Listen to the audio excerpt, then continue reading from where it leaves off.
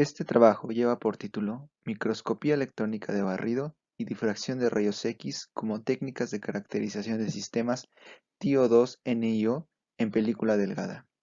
Presenta Ulises Giles Sánchez. Su objetivo es mostrar la utilidad de las técnicas de microscopía electrónica de barrido y la de difracción de rayos X, ambas trabajadas en ambientes computacionales. La presentación se encuentra dividida en 5 secciones. La primera de ellas es la introducción, donde se esbozan los caracteres teóricos de las técnicas de TRX y MEP. Siguiendo a esta, en la metodología se describe el proceso de elaboración de las muestras. En la tercera de ellas se presentan los resultados, exponiendo las tablas, figuras y datos obtenidos con las técnicas ya mencionadas. Los resultados se profundizan en la sección de discusiones. Por último, se presenta una breve conclusión con los resultados de mayor importancia. Comenzando con la primera sección, en la tecnología de semiconductores es común utilizar la fase anatasa del óxido de titanio, por sus buenas propiedades catalíticas y bajo costo de producción. Su celda unitaria se aprecia en la figura 1. En la búsqueda de mejorar sus propiedades catalíticas, el TiO2 se combina con otros elementos, en este caso con óxido de níquel, cuya celda unitaria se ve en la figura 2. Para poder averiguar la composición, orientación y disposición de los átomos en un material, se recurre a dos muy importantes técnicas de caracterización, la difracción de rayos X y la microscopía electrónica de barrido. La difracción de rayos X se da cuando un haz de luz de alrededor de 1.5 Armstrongs incide con un material. Al espectro resultante se le conoce como difractograma.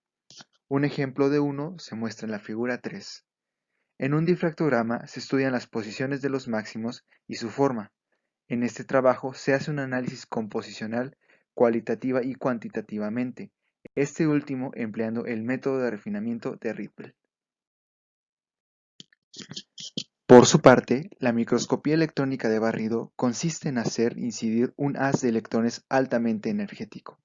Pueden ocurrir diferentes fenómenos derivados de esta interacción.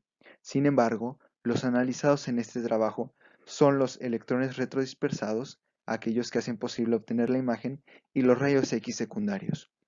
En la figura se muestra la penetración de los electrones incidentes en color azul y la producción de los electrones retrodispersados en color rojo.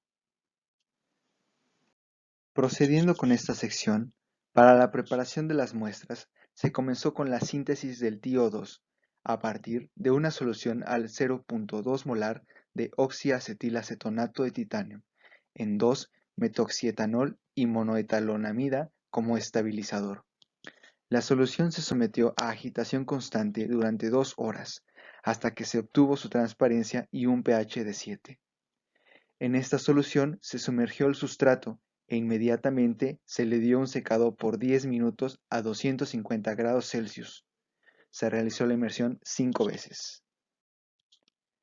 Siguiendo con la técnica del sol gel, las películas anteriores se modificaron superficialmente con una sal de nitrato de níquel. Así, se crea una capa de óxido de níquel y se seca por 10 minutos a 250 grados Celsius. Finalmente, se les dio tratamiento térmico por 1 hora a 400 grados Celsius. Procediendo ahora a la sección de resultados. Los detalles de los equipos utilizados en la preparación y caracterización de las películas se pueden ver en el respectivo trabajo.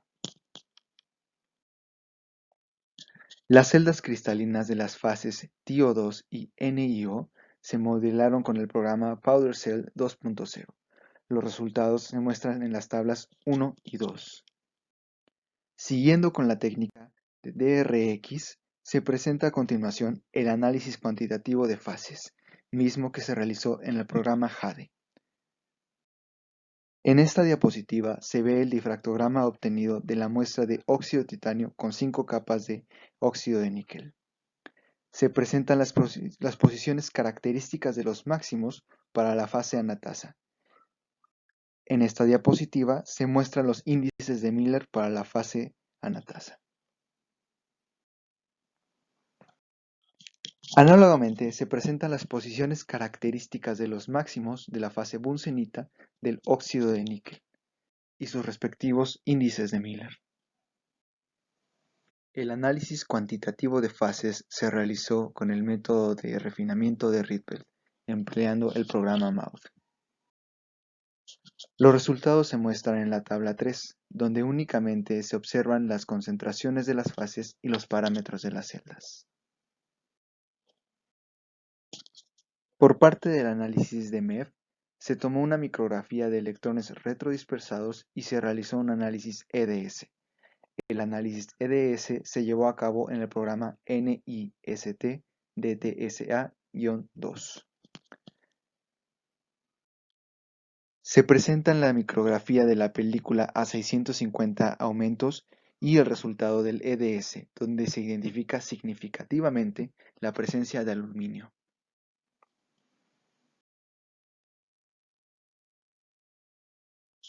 La presencia de aluminio en los sistemas motivó a hacer de nuevo el refinamiento de Rydberg, pero esta vez considerando que el titanio fuera reemplazado por el aluminio. Así se consideró añadir al aluminio a la fase y modificar el factor de ocupación de la fase anatasa. Se puede ver en la tabla 4 que efectivamente el aluminio desplaza al titanio. Otra consecuencia de la invasión del aluminio en la celda del titanio es la reducción del parámetro C en la misma, como se aprecia en las figuras.